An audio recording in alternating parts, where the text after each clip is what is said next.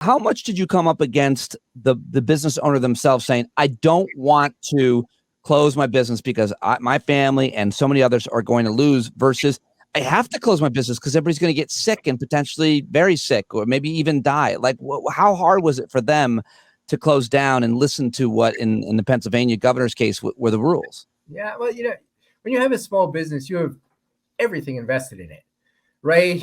A job doesn't work out, there's some turbulence in your life, but it's not like your whole worth. It's not like literally your net worth in some cases is invested. But TJ Cusimano, Vilma Hernandez, the beauty salon owner, they were very respectful. Like, yes, they knew these people, but as TJ said, like, of course they're shutting me down. I'm not a pharmacy. I'm not a food store. I'm not essential. And as he said, I'm just going to make it work. So he could do takeout. He's high-end Italian, doesn't really travel well.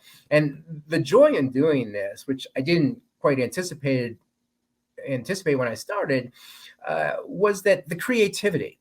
So he shut down, and 2 days later, he opens up basically an open air market.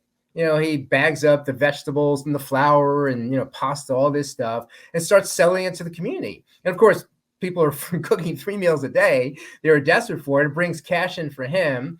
He tried everything. He did these like meal kits, like a Blue Apron kind of thing. Yeah. That proved a bust. People who pay that kind of money don't want to have to cook it and clean it up.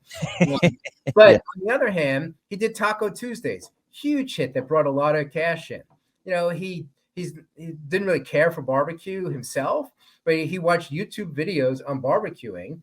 And, every weekend for a couple of months, he barbecued up a storm and brought in thousands of dollars to keep his restaurant alive. So I think the businesses I looked at struck a pretty nice balance between safety, but doing what they had to do to open. Vilma Hernandez, she was relieved, right? I mean, it's mid-March. You're hearing the news about it's spreading so quickly. People are dying. At that point, people thought it was the surfaces.